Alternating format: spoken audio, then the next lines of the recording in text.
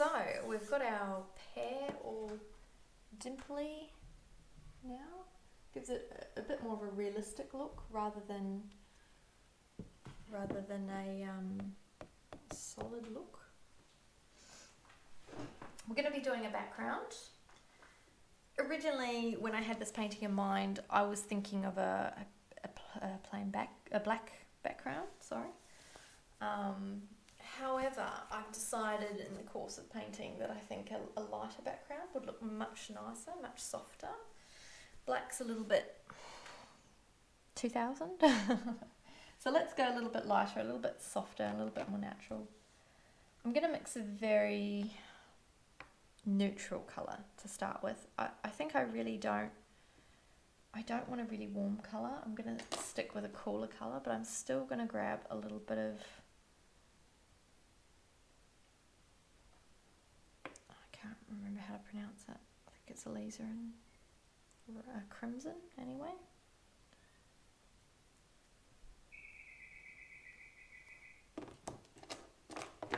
I need a good dose of white, I think. I'd like a pretty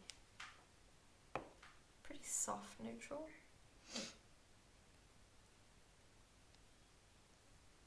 Obviously you're going to need some burnt umber. So these are your perfectly neutral tones. Crimson, ultramarine blue, burnt umber.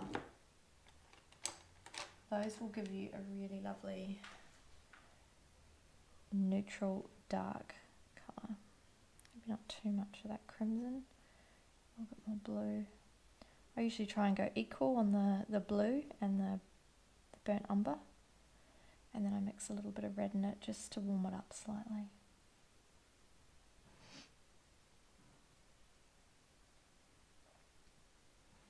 Okay, and this is where, when you start adding white, hopefully you can see the palette anyway, I'll move it a bit closer. When you start adding white, you can start seeing what the colour actually is, because it's so dark at the moment I couldn't see it. So I've added a bit of white. I find that far too warm. I would like it a lot cooler, so I'm going to add a lot more blue. I'll put all of that in there. A bit more white. So I really want to get a nice sort of steely grey neutral colour is what I'm aiming for.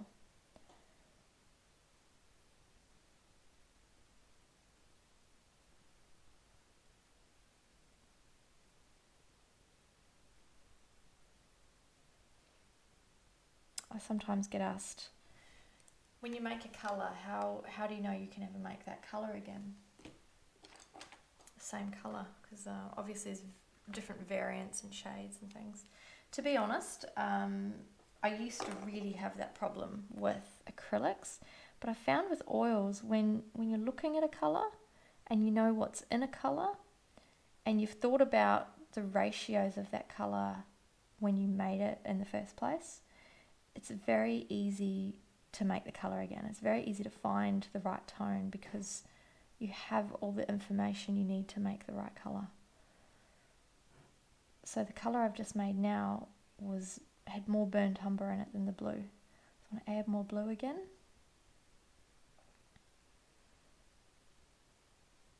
That's a little bit more blue than it was before. And there we go. Here we have this steely blue colour again. I'm going to go even a fraction lighter. And my paintbrush is full of paint, so I'm going to grab some of the oil, linseed oil, on my brush to help loosen the paint from my paintbrush. I'm going to start over here in the corner. Actually, in all honesty, I probably should have got you to start on the lower value side. I think I just really wanted to get the right type of shade I wanted. I still think that's too pasty, it's too blue. I'm just going to warm it up with a slight bit of alizarin, crimson. That should be a little bit purpley, a little bit more purple.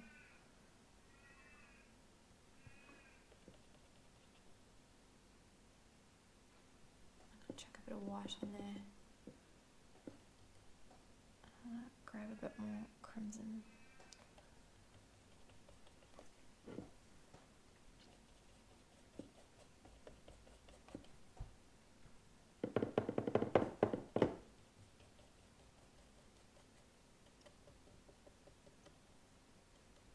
Now as I go down my painting, I'm going to lower the value. Naturally, when you have a light source, let's say you turn a light on in a dark room and the light's coming from the ceiling. As the light hits the top part of the wall in a room, it's the brightest. When you start looking toward the lower part of the wall, the light source becomes further away and the value starts getting lower.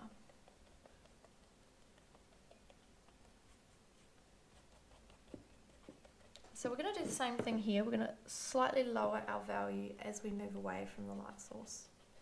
We know the light source is coming from this direction because that's where the light's hitting.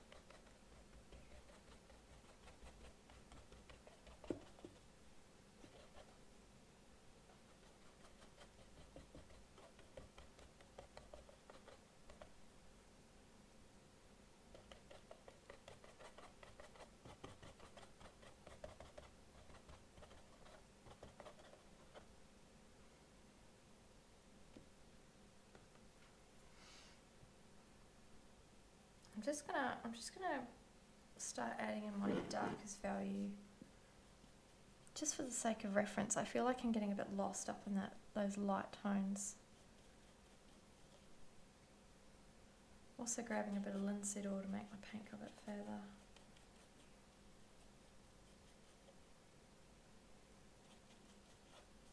So that it won't stay wet forever. I'm also gonna warm up the temperature in the lower end of the canvas.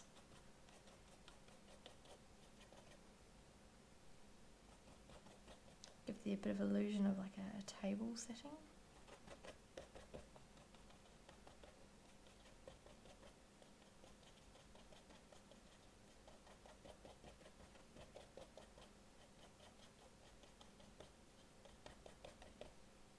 And as we head up and out of that corner, we want to start to raise the value a little. Not too much, not too quickly.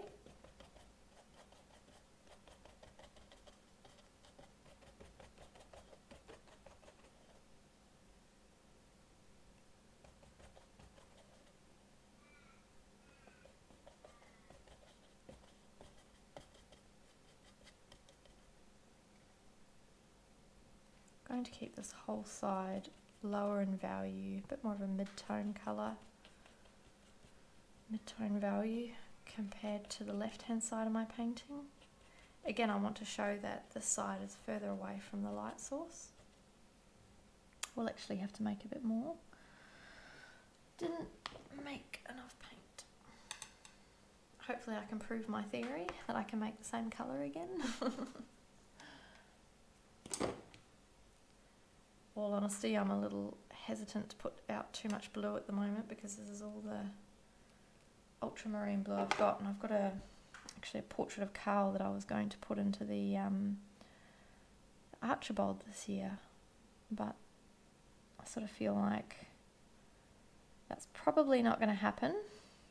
My my painting for the Rockingham Art Show was obviously that's not going in, that's been cancelled.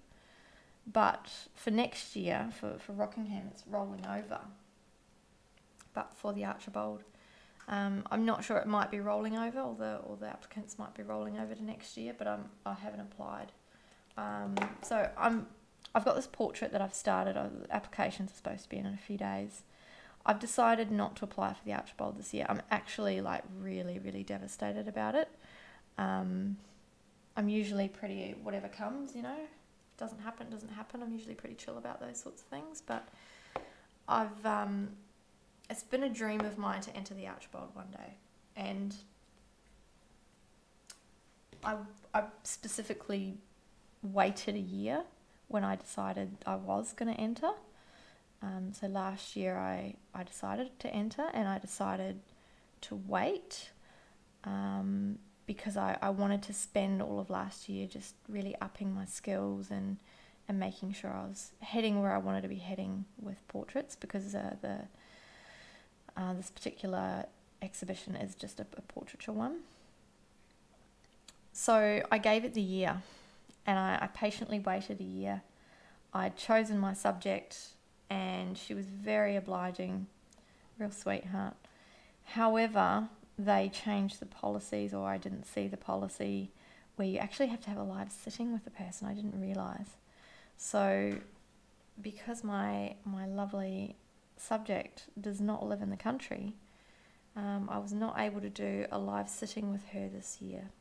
So that was a bit hard when I went to go start the painting in November, and realised that I couldn't enter the person that I wanted to be entering. So that was sort of my first knockback with the Archibald. Then I decided. So one of the I can't think of. I don't have words today. One of the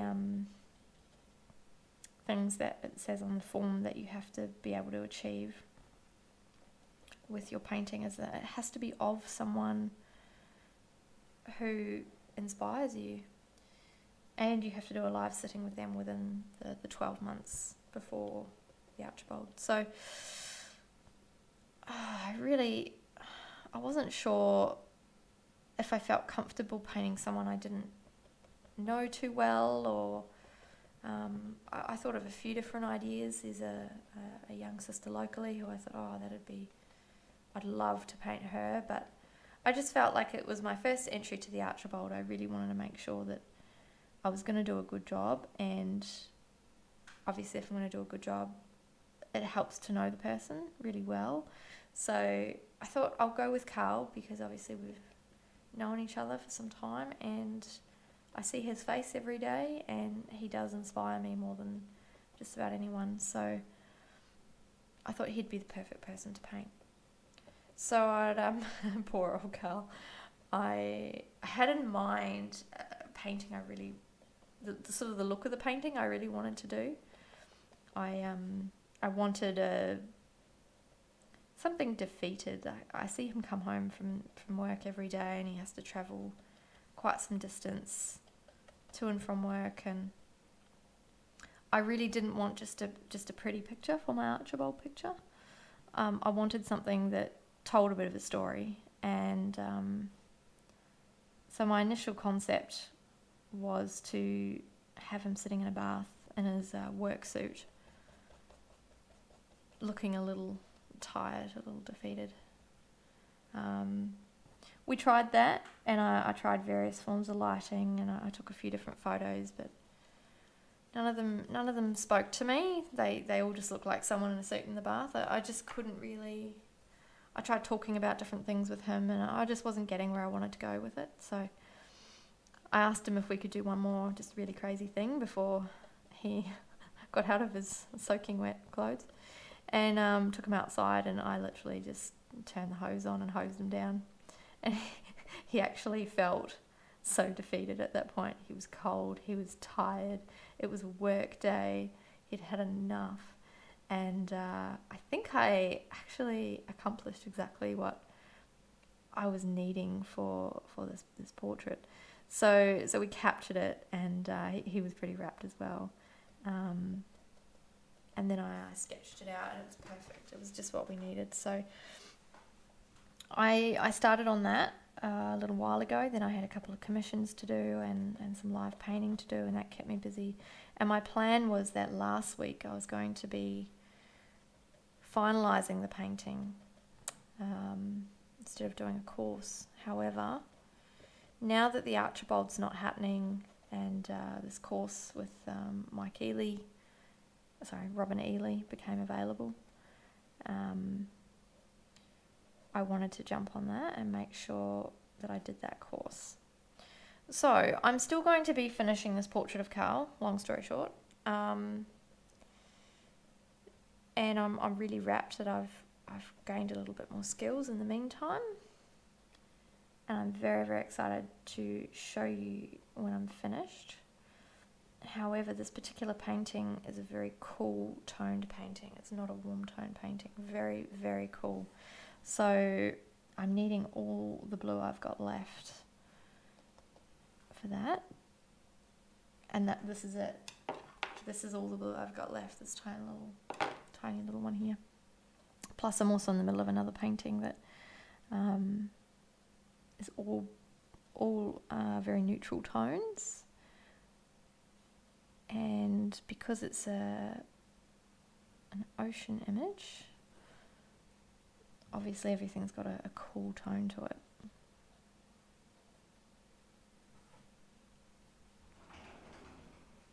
Okay, so when it comes to the leaf, don't cut too sharply.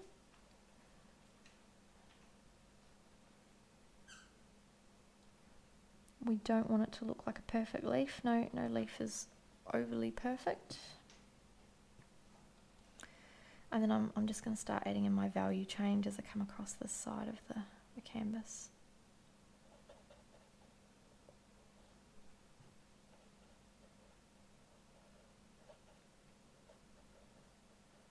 So if you paint with acrylics, it's okay to be adding your background now.